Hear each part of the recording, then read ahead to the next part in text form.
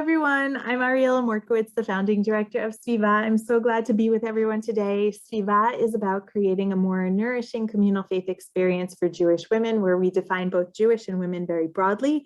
If you want to be with us, we want you to be with us and welcome. We love that we are multi-generational and diverse in our backgrounds and our affiliations, where we come from, who we are in life, and we come together in celebration and support of women and our strengths, our unique perspectives, and our ways of contributing to the world. And we get to discover so much of, surprisingly, what we have in common and learn from each other from the ways that we differ. HerTorah is a SVIVAH program under the direction of the fabulous Rabbanit Elisa Sperling.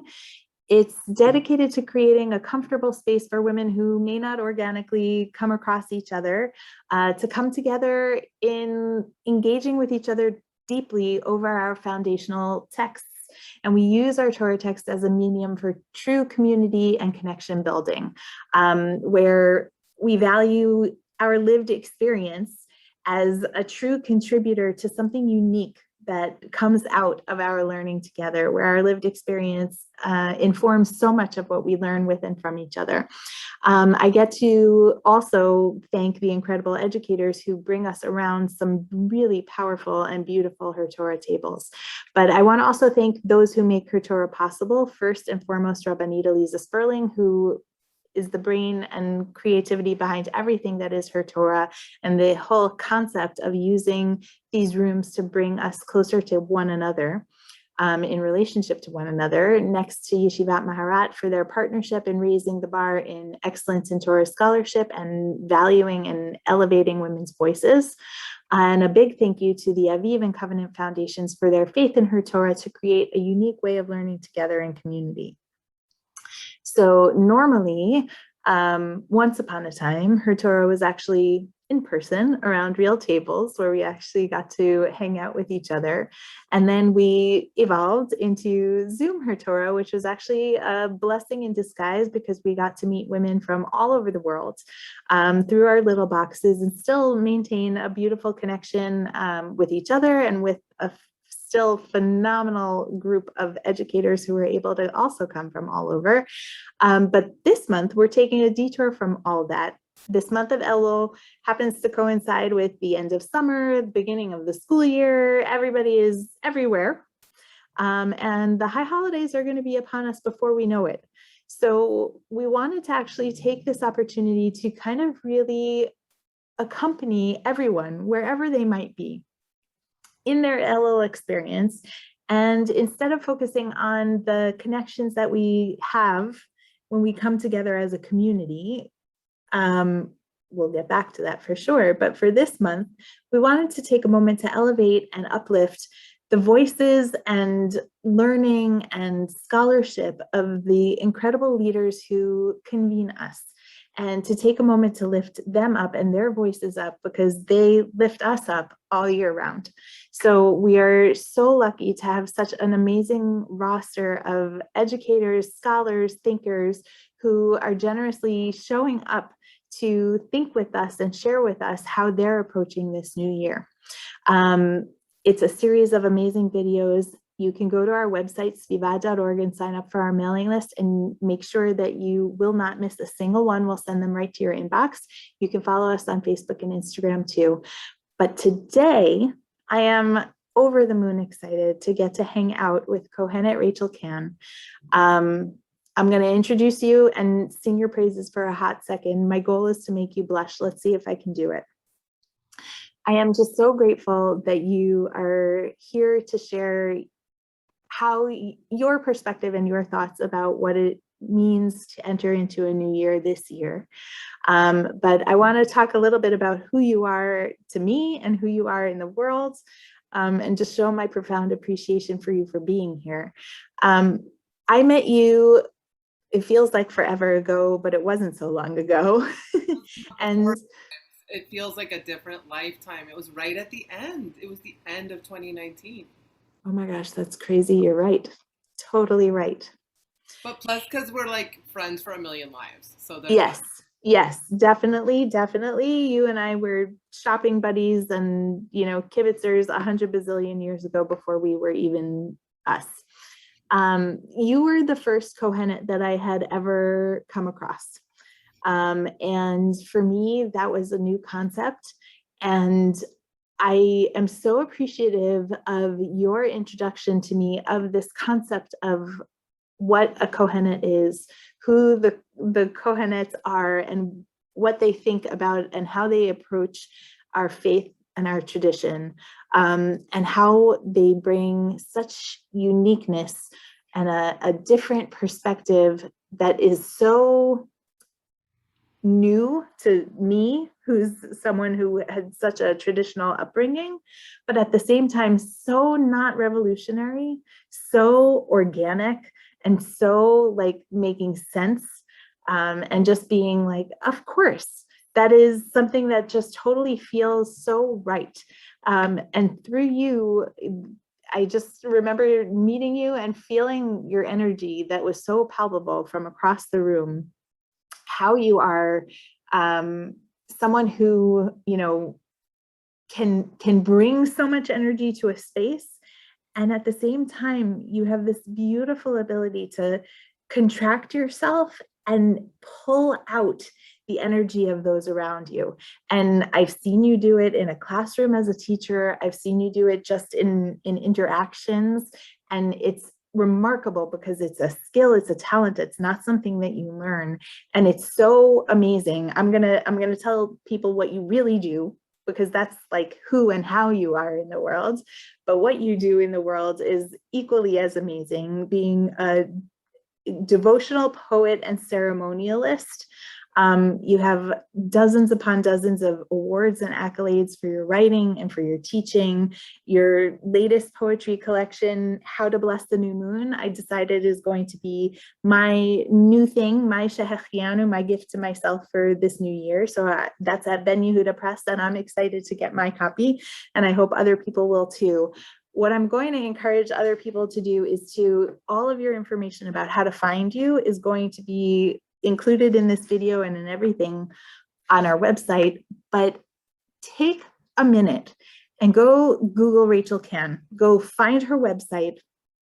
And I'm begging you to just take a second, hit pause on this video, and go down the rabbit hole of some of the videos that are out there of your word performances, of your poetry performances, of your dance, everything, how you are. It's not, devotional poet doesn't even encapsulate it. When I see you in action, when I read your poetry, it makes me think of like, this is what it means to be a true liturgist.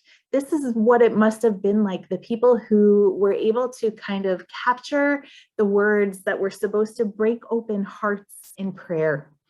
And I see so much of that in you, and that is so your power. But again, someone who can be so powerful in the center of the room and also retract so much to allow just such beauty to pour out from the people who are lucky enough to be your students. So I am so grateful that you're here today, so that we can, and I would talk about you all day long, but really I'd like to hear you talk instead, to think with you about what this crazy time, this new year that's upon us, how you're looking at it, how it's feeling for you. I think that everybody has wisdom to take from you a little bit, just in how you're processing all of this, and looking forward, how we should all look forward. Oh, yeah. Thank you so much. First, I have to say thank you. Thank you so much for your beautiful words. I'm just your mirror. I think you are so extraordinary, and what you create and generate, not just create, but generate in this world is such a blessing. It feels so good to sit down with someone and talk about Torah and be like, if you identify as a woman and a Jew, you are so welcome here. So I really thank you for this big wide tent that you create for so many, anyone who wants it, anyone who wants it. It is such a gift. And I have so much admiration for you. So I have to say that. And I felt the same way. I saw you across the room, and I mean, just was like, oh, this is power. This is grace. I'm so touched by these two things you're articulating, to like to think of being the first Kohenet someone meets and like making a good impression. It's very moving, you know, and it makes me very grateful to be a good representative of Kohenot in general. And I'm so excited to hear that. Thank you. And It's amazing what you guys do. And if you want to share a little bit about it, I think not everybody knows. Yeah, I'd love to talk about it. I just also want to say, though, thank you for acknowledging. I think that, I don't know if it's a very subtle and powerful thing that you're picking up on, which is very important to me, of being able to decenter myself and let other people take the spotlight and be the focus. And I don't know that anyone's ever like acknowledged that per se, articulated that in the way that you just did, because the whole point of it is to sort of retreat. So maybe it's not noticed. And they're like, well, that's good. So it just is like a testament to your sensitivity, your empathy for others, not me, but the others in the room. And just your brilliance and wisdom to even notice a thing like that. And it's like something so important to me. So to know that you're holding that vision of me inside you is so moving. Thank you. I have to say that. I love you. And I think we should cut here and just say, this was it.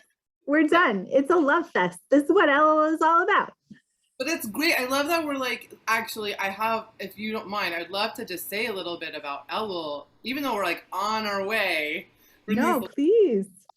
Breaths, like the last scent of the blooms of Elul in the air as we make our way into the high holidays and this brand new year. I just feel very moved to acknowledge one of my most beloved teachers, who is Sarah Judith Schneider, who is brilliant in Jerusalem, in the Old City. She's my Rebbe. And she is a teacher of Lurianic Kabbalah and other things, and she's extraordinary. And I can't wait it sounds like I get to introduce you to her work. You are going to love it, I think, because I love you, and you love me, and I love her, so why wouldn't you? So, done. She's my Rebbe. So she, it was almost 10 years ago. It was 2012, actually. I always forget, does that make it now 10 years? Because it's 2021. Math is hard, but around a decade ago, it was 2012, right before Rosh Hashanah. We were in Elul. I was in Jerusalem learning from her. And it was a very interesting thing. It feels sort of apropos. I'm trusting that this is coming up and alive, that it should be spoken of in this moment. And so I was living in Israel for a few months, and I was very much not bringing my poetry identity with me. I was already a professional poet. I was like doing that thing, and I was like, I'm just a person. I just want to be a human being. I'm just here to learn. I want to understand the dynamics of this place. I'm here to learn. I'm a student. I'm not. But she figured out that I was a poet, like you do.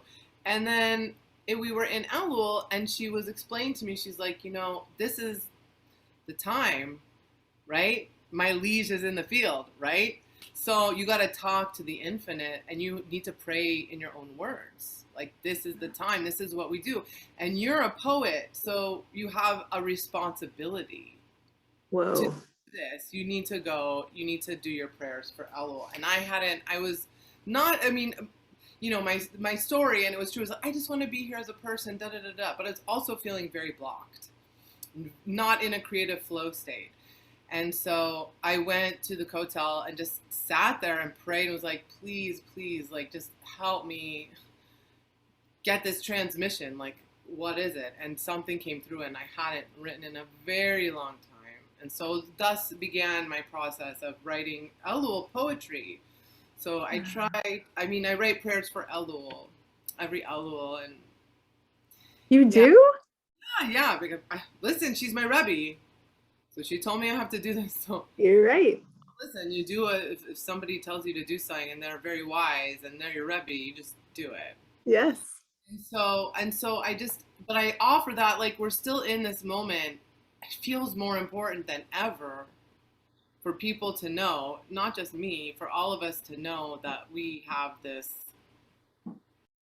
privilege, opportunity, obligation, all the ways you can look at it, to try to cry out to the infinite, whatever that is to you, source, God, Hashem, goddess, whatever is feeling right for people, to try to cry out in our own words. And I think that now more than ever, right? For us to, it feels like such a blessing to have both, like to have the structure of existing liturgy and poems and just words that we can move and get inside of when the words don't come, and also to cry out in the words that occur to us when we allow ourselves to feel our feelings. And I'm also thinking right now about the wordless prayers. What does it mean? Can you get yourself into, we're all in these different situations, but can you find a little bit of privacy? Like, can you go in a room? Are you able right now to go in a room and close the door and move your body? Like, maybe you need to dance out your prayer. Maybe you need to cry. Maybe you just need to take a walk where you don't take your cell phone with you and you're not with anybody and you're just like, oh yeah, like here's the trees and the ground I feel, and I actually can sort of get into, like, so quiet I can like hear my breath and like get in tune with my heartbeat. I feel like after so much time, I mean, here we are at the second round of these high holidays in this situation, which in many ways is intensifying, not relenting. So it's going to be very alive for all of us. It had its own sort of jolt to experience this the first time. Yeah. And now we're experiencing it again. It's deeper. It's like it's twisted and deeper and tightened in that like screw in the nut, or I don't make things, but whatever the metaphor would be. I think it's a nut, right? And yes, tightened, right? And then we have like the trigger of remembering maybe grief around last year. Yes. Maybe we wanted to be with people we loved last year, we couldn't, or just wanted whatever it was that we weren't able to do. We've lost people. I mean, so we're not only walking into this in this new strange way with a lot of grief, we're also having this repetition trigger thing that can be coming up. Yeah. So to think of like our prayer for Elul being our breath feels very potent to me.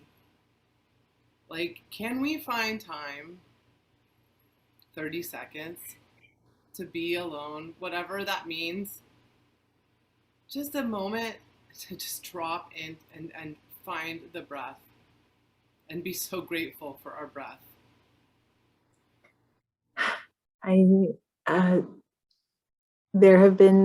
It's been a gift to be doing these interviews and meeting with so many different incredibly thoughtful humans. But many have brought up this trepidation about actually facing the high holiday liturgy, that some of the words, like the Unitana Tokef, the who shall live and who shall die, and it's too much, it's too hard. And I think it was hard last year, and what you're raising now is like, wow, we had a whole year more of that to reflect on now at this point. And I think people are literally like so many of us are trying to figure out how to find new meaning in the words that, because they're so hard. I'm thankful for this permission to let go of those words and feel empowered, emboldened to embrace our own. And isn't it powerful, like, that this is the thing of Elul, and then we go into these structured words? I think it is so interesting and powerful what you're bringing up, because what it really raises for me, okay, I have like the opposite background of you. I grew up with two Jewish parents who are completely divorced from religion, any religious ritual, none of it, for all the best reasons, the most beautiful reasons. They had very traumatic experiences, both of them, as children in shul. They didn't perpetuate that. They are both extremely feminist. They couldn't get their mind around a reality of a non-sexist Jewish environment because they had not experienced it really. And like, those things certainly existed, but they'd had, like, by the time it got there, they'd had it, right? So I was raised without religion in a real attempt to avoid institutionalized sexism and mind control. So their intention behind it, their mindset was beautiful. And just to say now, as I have stepped into this, it's come completely full circle. My mother, like, just joined a local temple for the first time, I think, like, since I was maybe 5, was when they were like, enough, forget it, we're never doing this again. They tried for like a little while to join a temple, and we're like, forget it. And yeah, and like doing Havdalah services with people. She's like, I held the candle for Havdalah. So like, wow, how life can just completely come around. But suffice to say, I grew up with this completely opposite background from you, right? And so when I think about the liturgy, it's all, and I know this is true of everybody who's Jewish, like, we're all holding different pieces of knowledge. Nobody's holding it all. It's not even possible because there's different perspectives. And so it's like, of course I know, like, I'm holding some wisdom and I have huge gaps in my knowledge in other places, and I've had amazing teachers. Like, there's things I've learned and there's things I don't know. The truth is, it's true of all of us. When it comes to the institutionalized experience of like going to a Rosh Hashanah service, I still have a very sort of fresh perspective on the words. They're still fresh in my reality. Like when I think of Untitled, I've written my poem. So what really trips me out is thinking, well, all these other years when we've been saying these words, what were you thinking? Wow. That really blows my mind. I'm like, if they only feel real now, what were they then? Yeah. And like, maybe, like, and I'm not saying it was a falsity before or anything negative. I'm just interested in kind of how you're mentioning, like, thinking of these as piyutim, thinking of these as poems, right? And they are sacred texts. I'm not diminishing that, but just for our, neurological processing of understanding, I'm curious about this right now, because it's like, maybe when things are pretty good, life has its ups and downs, but we're not in a pandemic for a few years, a complete crisis.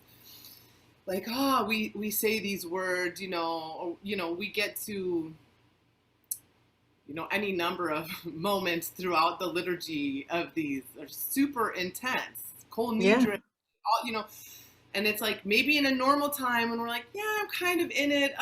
Fasting is kind of annoying, but I'm like, you're not like, whoa, this is like really sort of, it's still not fully dropped in, but it gives a little jolt, a little wake up. And you're like, ooh, yeah, like the book of life, right?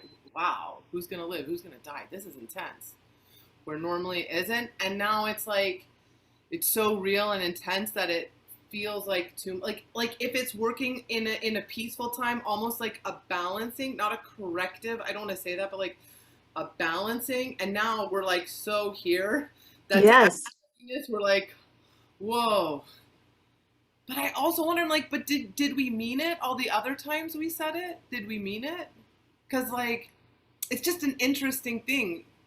It's actually coming awake to the liturgy and being like, whoa, this is hard to say. Yeah. As painful as it is, there's a value in acknowledging the pain. Maybe not self-immolating over it, not destroying we're all carrying so much. Yes. Isn't the time to like self-abuse or like, any of that. It's such a powerful thing to consider. Thank you.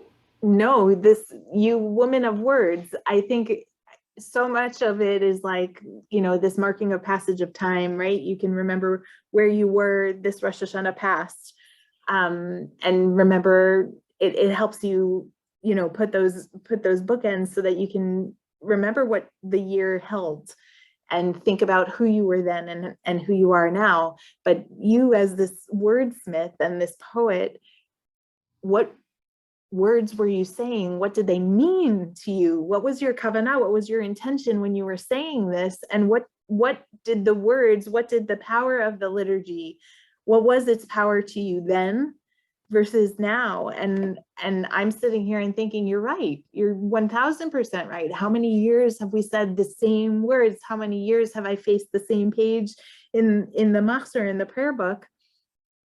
And most years it was from a point of privilege, of prayer, of like, I'm 900% sure everything will be fine, but I'm going to pray really hard that it is, but I can't fathom that it won't be. And then sometimes it's really not. And we can't live we can't live in total crisis awareness constantly. Right. This is healthy and like our brains taking care of us. It's not, and I just want to point out, you're so lovely, and thank you for complimenting me and saying it's because I'm a poet and blah blah blah. But this is what I'm pointing out. It's not anything because I have whatever you're bestowing on me. It's not. It's literally the double-edged blessing curse of growing up without this. Right. I still just see it with baby eyes. Like, so I just don't want to be, yes, I'm a poet. It's really not that. It's probably the same way, like if you looked at, sacred words, like a sacred poem from the Quran, you would probably see it with fresh eyes over someone who had been praying it every day, maybe 5 times a day, right? So I have sort of those, I just still sort of have those eyes. Everything is still very new to me. It's just so fully in my adulthood. Like I learned the Shema as a child because I would go to a summer camp that was like Jewish, right? Like we did, and so we'd say Shema on Shabbat. So I know Shema. That's like what you know what I mean? Entering into adulthood, that's about what I had. Right. Wow. Wow. So it's all still very, very fresh.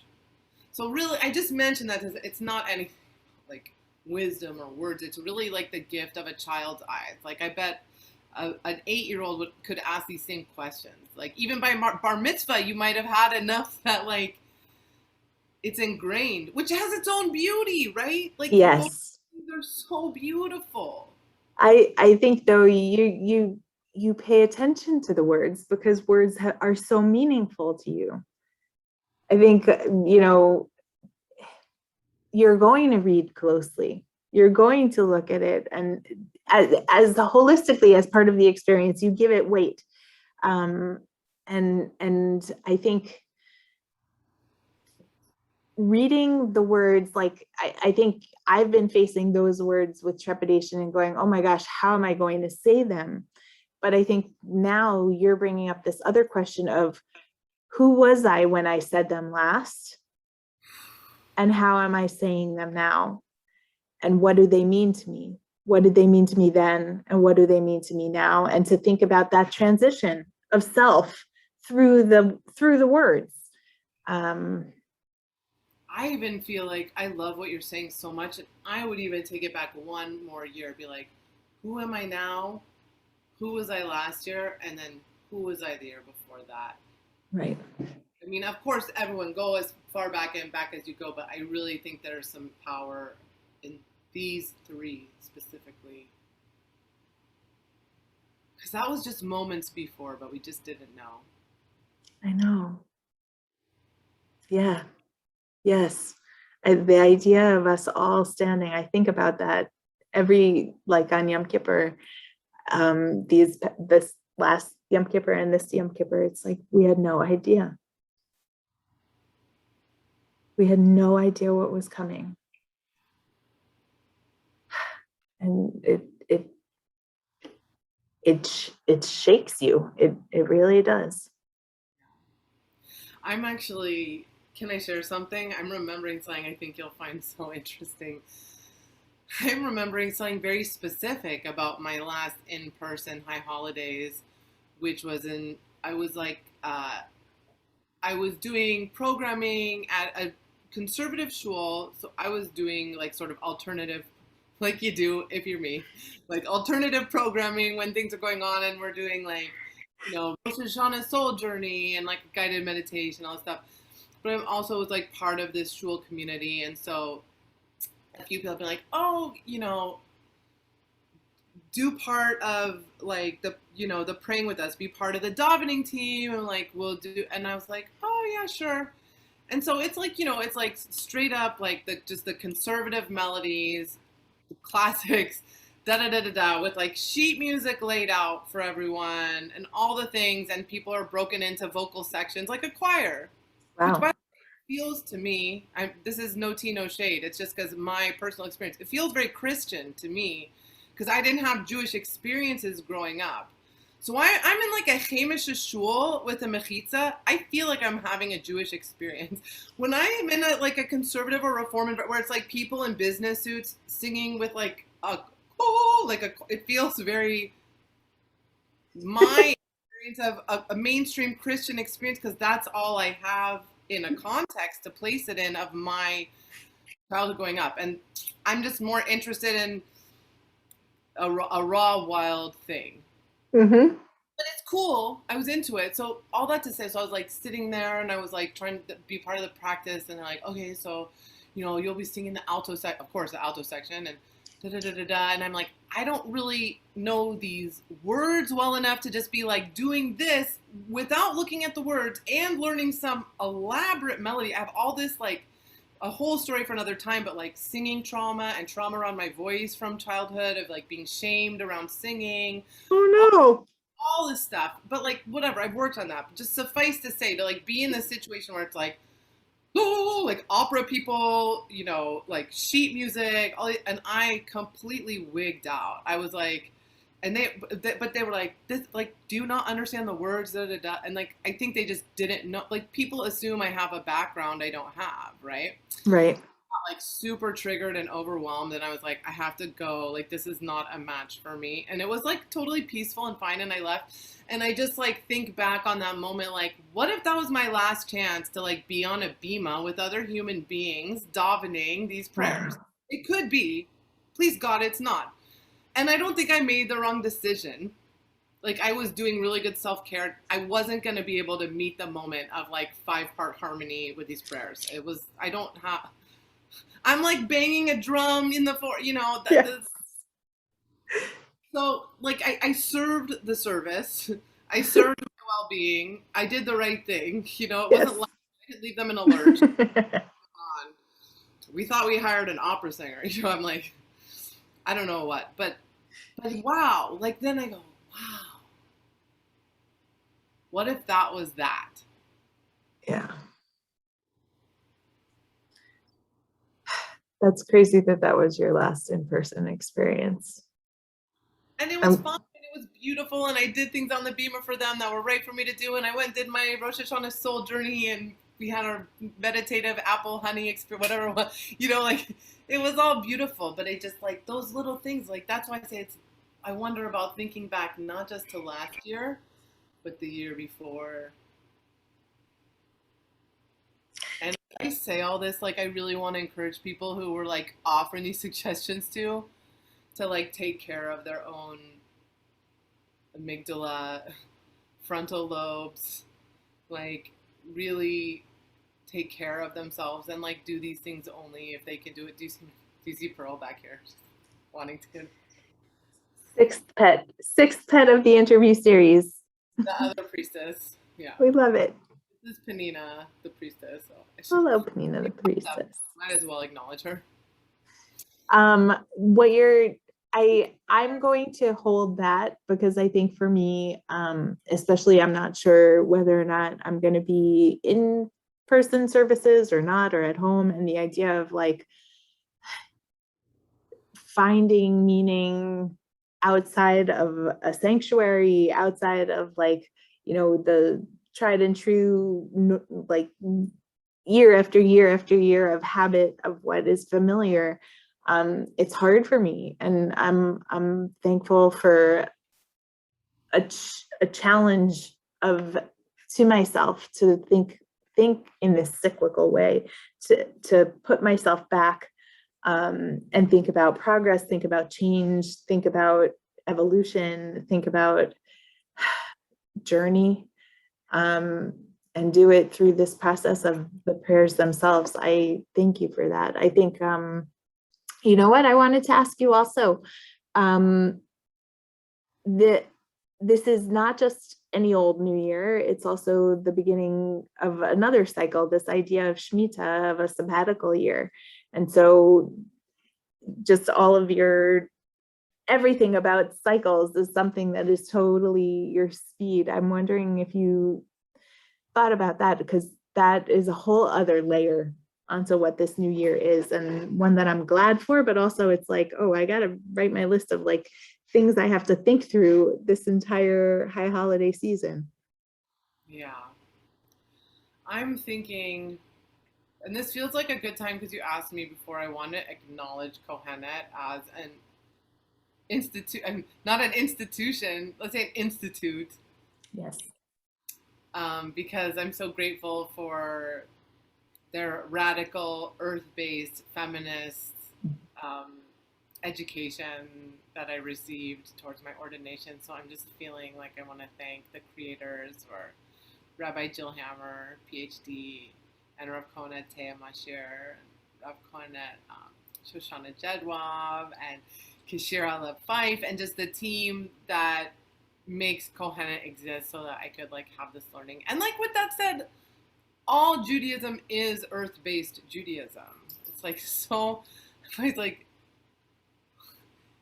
and so here we are at this Shemitah time. It's like so earth-based, and I'm noticing I spend a lot of time, like many people did, I'm sure, alone. Some of us spend a lot of time alone these past year and change, Yeah. and some of us got no time alone. Some of us would just do anything for a little time and space to ourselves. I happen to be one of the people who found myself a lot of time alone. And so, and with Pearl, of course, Kanina. She's rap. And so I learned from her and my friends who I got to be with, which were most, like a lot of trees, spent a lot of time with one specific tree. And it's as big as a city block. I feel like I'm going to send you a picture of it. You can do what you want with it if you want to share it or what. But it's like wow, a city block from one branch. I know it sounds absurd. It can't be true, but I'll send you the photos. You can see one branch okay, to the other. And I just would spend time at that tree with Pearl and with the tree, and just learning from the trees.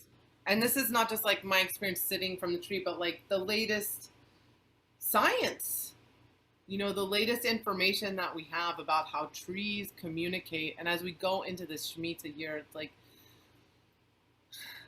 I'm wanting us to focus on, this is my prayer.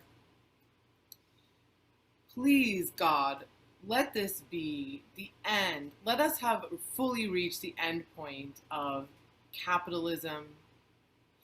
The Industrial Revolution, it has revolved. It is complete. Let it complete. Patriarchy, all of it. All these things that are like more, produce. Like, we know, thank God we have it built into our tradition, our already earth-based Judaism, no qualifier needed, that this is not the way. Do you know what only produces and produces and produces with unchecked growth? Cancer. That's the only thing. That's the only thing. That's what cancer is. It's unchecked growth. It's cells multiplying. Unchecked growth is not the way. We are in cycles. There are times to be fallow. There are times to plant the seeds. There are times of harvest. And so we could not need this moment more. I'm getting goosebumps like all over my body. I feel like my hair is standing on end, but I can see it's not. So that's good. It's like so alive for me. We are being called on to learn from the trees, to be like the trees. Every forest wants to be an old growth forest. It's just like saying earth-based Judaism. Judaism is earth-based. All forests want to be old growth forests. It's not about like plant the trees, cut them down, get the fruit, do the thing, da-da-da, orchard. No. Right. And the trees take care of each other. Like we know this from science now. They have root networks. They're communicating with one another. We know this. This is mainstream science. This is nothing woo-woo. Yeah. Gotta stay grounded in science right now. Right? Yeah. So many people are flying off the handle right now and spinning off into nuttiness. We have got to stay rooted, literally, right, in this truth. And so I'm not speaking, yes, I'm a poet. I'm not speaking just like some metaphorical, conceptual, cute thing. This is literal, like we have the evidence. The science is here. There's books about it. There's documentaries. Everyone can go, tons of great stuff. There's a beautiful book called The Secret Language of Trees. There's tons of stuff right now. So they're always living in a way that is they're like, how can we grow in a way that allows other things to grow? And it's more complex than that. They like have their crew and they take better care of like their peeps than maybe another tree. So it's not all just like so, because I want to just like tell the whole truth of this story, right? Yeah. But there's something to this slow down. This like everything, this junk food, junk clothes, junk stuff, like more. We already know where it's led us. We're in the mess of it. Yeah. California's burning down. Like the world is burning. Like we know. We see the results of this way. It's time to do the other way. And I think that the Shemitah is to let us learn from the trees. Literally be like, I don't know, what was it, the Lorax? What's like the doctors? Yes. Like be like that, you know, and literally be like, what would a tree do right now? Maybe I'll just stay quiet for a minute. Maybe I don't need to pop off every time something occurs to me. You know, maybe I'm going to sit with that and like let myself gather a bit more information, let it metabolize through my system. I feel like we're just like a bunch of overtired, like the whole planet is a bunch of overtired toddlers jacked up on like fruit punch, just like hitting the walls. Just like, it's like everybody, just nap time. Everybody Yes. have a graham cracker, maybe a little water, and just like we have to hurry up and slow down. It is an emergency to stop. We must slow down. Everybody just needs to, that's what I feel. So we can rapidly begin the healing. And this is what Shemitah teaches us, right? Mm-hmm. That's what's alive for me. Like learn from the trees, love from the trees, try to be kind to ourselves, be so gentle.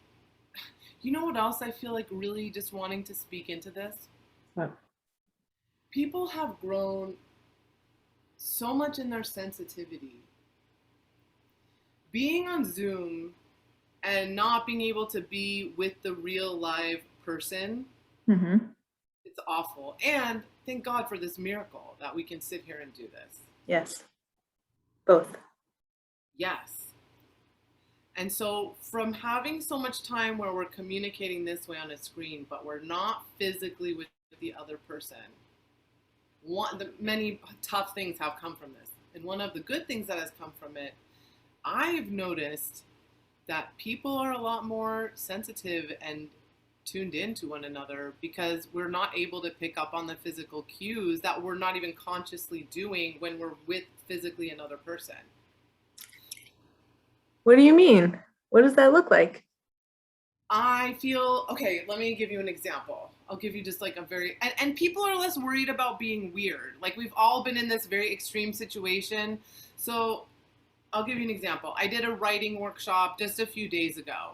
And so I do all different kinds of poetry workshops, and this was a poetry workshop. And this was a wild situation where I was on a screen being beamed in, and the people there were in person. So it was like super. So they had me on like a big screen TV, and there was, under 10 people because they had to be socially distanced outdoors to do the writing workshop with me. So you just have to imagine I'm on the screen. They can see me clearly. But I can't really make them out because there are 10 people, Away. Yeah.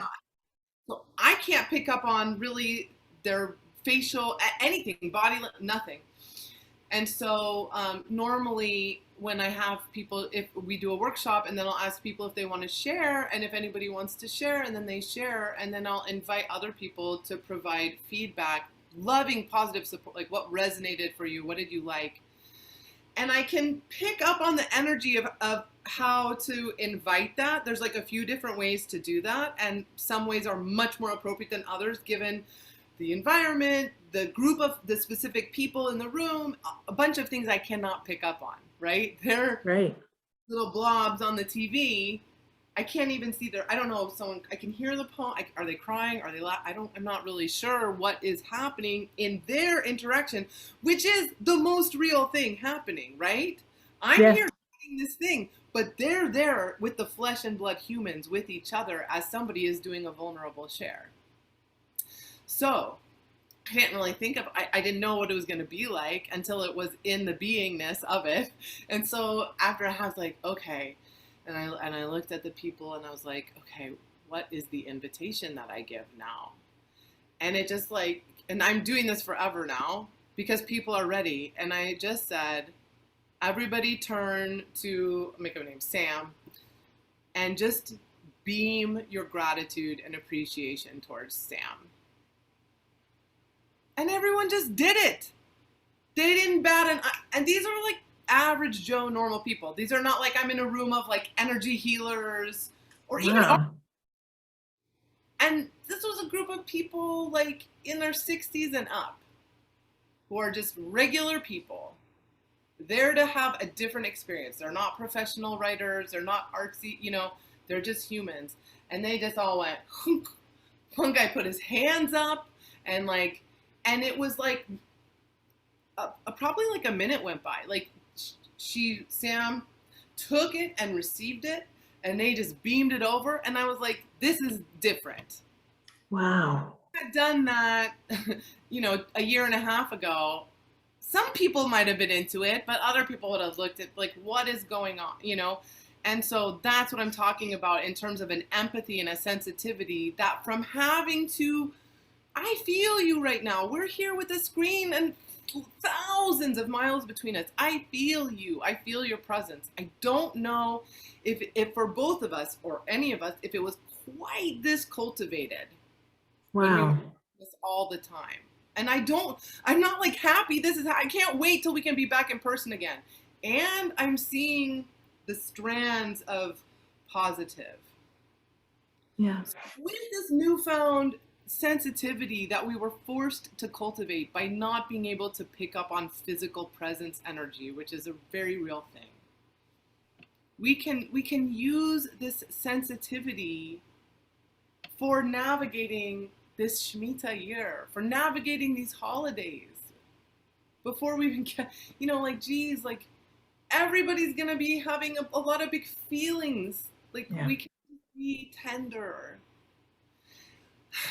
This is what it is. There's we think of power and softness, maybe. I want to switch it from power to potency. Mm-hmm. And from softness to tenderness. So that's my prayer for these high holidays, for going into this Shemitah year. We all have this. We've all been so isolated. Even when we're together, we're all very isolated. And The whole world is having a collective experience for the first time ever. We are all Yes. doing this. The whole planet.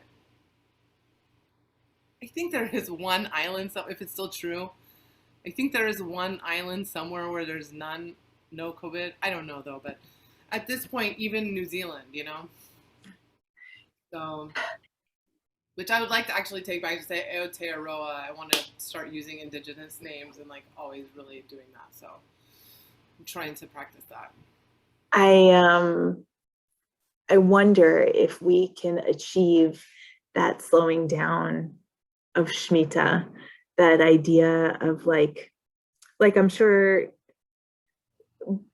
back in yesteryear of being an agrarian society when Shemitah was really palpable. The idea of like us working hard to try to figure out what Shemitah means to us when there is no farm to be seen and it's not tangible. I'm curious if we can actually do it and really like embrace and inhale the essence of what it meant to experience Shemitah, a real slowing down in the agricultural sense, and where your routine was totally upended and you shifted how you worked and did completely. If we can embrace that slowdown and simultaneously think through, I don't even know if we're allowed to say re-entry anymore. Like we have no idea what tomorrow is bringing, but the idea of showing up to re-meet each other in a moment of slowness, maybe that allows more of that tenderness. Maybe it upends, like you were saying, you know, if we can upend the franticness of this capitalistic society and the need for excess and all of those things, if we can convince ourselves to embrace the slow and think about need versus want, that we really should think about what it is that we want and why we want it and what's convinced us that we want it. And then meet each other. Maybe that lets us show up more tenderly and without this need to be so aggressive is a wrong word. I liked potency. But I think this moment calls for real softness and real tenderness, like you're saying, with ourselves, with each other. I think you're right. We need to remember. As you're saying this, I'm like, yeah, would we really have no choice but to slow down? Like the earth is burning and flooding. We have to. We must. I don't know. Are we going to learn? Right? We thought last year, right? We're going to slow down. We didn't slow down. Yeah. It is really intense too, like knowing. I mean, there's larger. I think that the way to like when we think of it this way, it can feel so hopeless and we can feel so helpless, but it's like it's not the case. When we don't know what to do, rather than being frantic, we must slow down because we cannot wreak any more destruction and havoc to this planet. We cannot. So what I'm going to take away from what you're saying, because you're right, if I think about it long enough, there is going to be this is hopeless. What kind of a change am I going to affect? And then what? Yeah. But I'm going to overlay that on the self-reflection, the self-centeredness that is Elul, and this process of tshuva, of return, and all of this cyclic nature is internal. And so, okay, I may not be able to change the universe. The universe may not change around me. I may not witness a universal change, but maybe changing me is enough. Dianu, that's what I'm saying is that even when we can't change ourselves, be still. That's exactly what I'm saying. Yeah. Sometimes we don't even know what to do.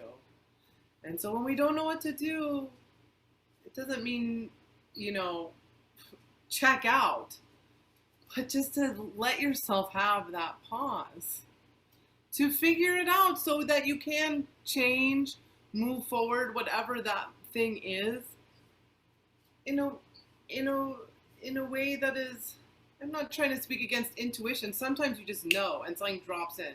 But when we're feeling frantic, Be still. Okay. and think about each other. That's what the trees do. Yes. Be still and think about each other. The imagery is really powerful. Letting your roots take hold deeper while not moving around as much on top. There's so much we can learn from trees, right? We can keep going forever because it's also like, just like we learned in our tradition, like not to be stiff and brittle, but to be pliant as we're deeply rooted and as we're strong, to be able to move with the vicissitudes so that we do not snap, right? Now I'm hoping everybody has their high holidays outside. Me too, please God. I mean, I really do, for all the reasons. That would be great. That would be really great. This will be that much more meaningful. Yeah. I want to see that tree. The Oh, city yeah. block tree. Yeah, I will. Should I put it up right now? You totally can. Yes, definitely. Find it really quick because that would be so cool. And then do I get to be spoiled and ask you to close us out with one of your beautiful poems? Yeah, I totally will. Thank you for asking. I'm honored. I hope I can find it. That would be so cute. But if not, I'll just send it to you. You can. Amazing. I can't, it is hard to visualize a tree that takes up a city block. I really want to pop it up here right now. Let me see what. This is so funny. I hope you keep this all in here, like in the episode. I told you the blooper reel is the real. There is no fancy editing going on here. Yeah. Good. Okay. Let me. Authenticity is what we're at. Ah, I think I found it. I found it. Oh, amazing. Gave us the hookup. Okay, so I'll share it on the screen and then it will be on the thing, right? Which will be so cute. I love it. I'm just waiting for it to open. My computer is also taking my advice to move very slow. Move slow. Measured. Okay. So, whoa. Is that is a big, pretty big size bathroom, and that is like a full size playground. Like that slide is tall, much taller than my head. That is incredible. Like I couldn't even get the whole tree. You can see the tips go past the other side. And where I'm sitting, you can see I'm so far from the tree taking a picture. Like the roots are all, like the roots go all the way back. Like for it's sure. bigger than the building behind it. That's amazing. Oh, it's like the whole block. It goes from one end of the block to the other. Yeah. Oh my God. Okay. Be still and be like the trees. Yeah. Because that's magnificent. Yeah. That's a salmon tree. I love it. That tree was like my only friend for a while. I actually like miss that. I think about that tree. I'm like, I miss you. I love that tree so much. I would go see it every day. I'm so glad to share with everybody. Oh my gosh, that's a beautiful, beautiful tree. I've never seen anything like it. Isn't that cool? Yeah. And yeah, I think this is, yeah. So I'm going to share one of my prayers. I'm going to share one of my prayers for Elul. So this is called the Sweetness of Incompleteness. It feels like the right thing.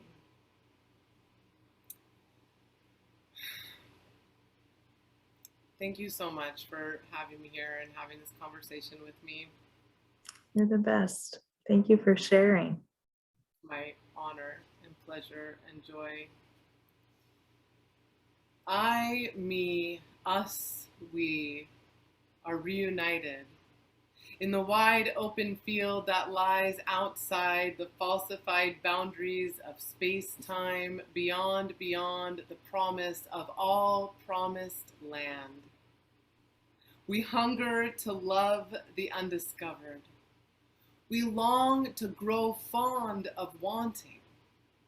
Help us remember what we have forgotten, to flow in the unknown. This life is a sacred gestation. Our entire existence, an eternal, merciful birthing of tomorrows.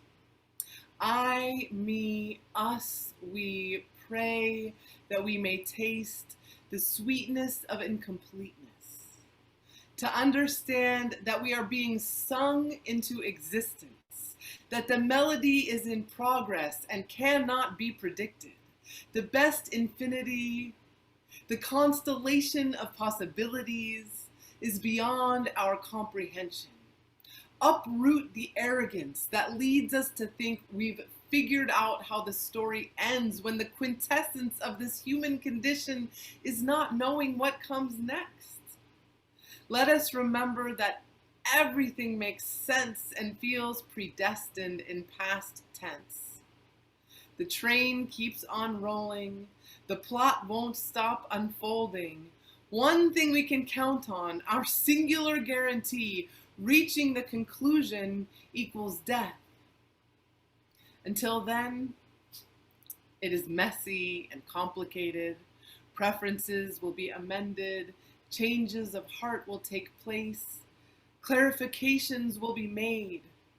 None of these are failings. We will stumble.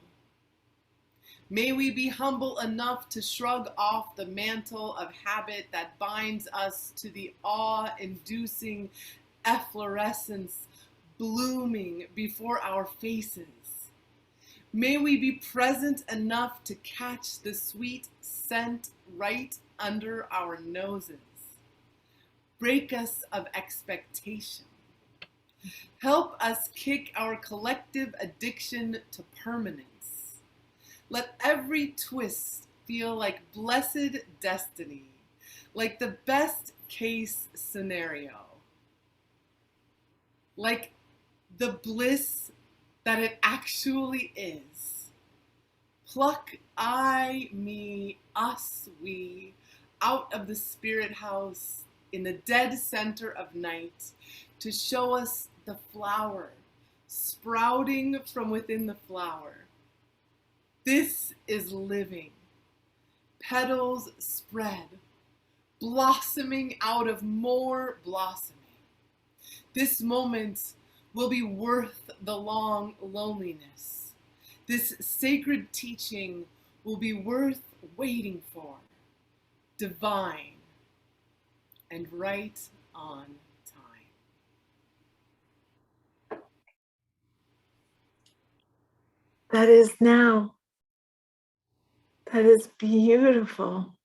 That is Shemitah. That is everything. That is Elul. That is everything.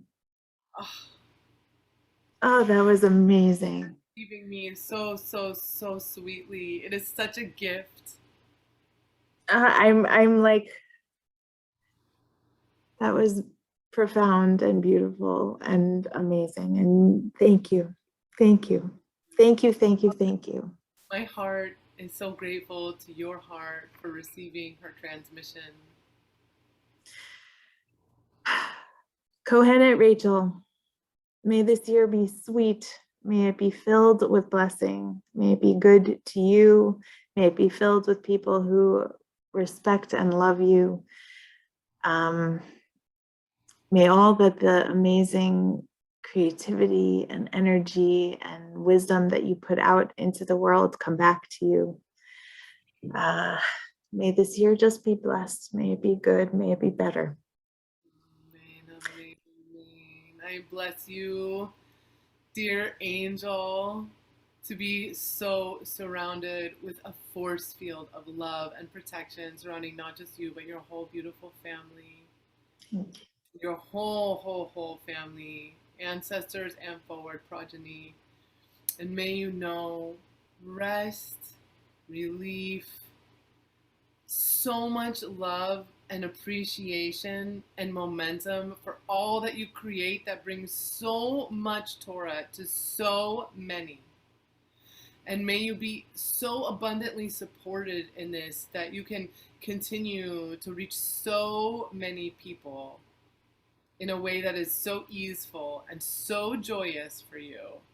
And you know time to be within the house of yourself and even pull up the drawbridge and have time within your sweet self to just be intimate with you and with the infinite. I love you. Amen. Thank you. That was so beautiful. Ugh, everybody needs to get themselves a Kohenet. Please God.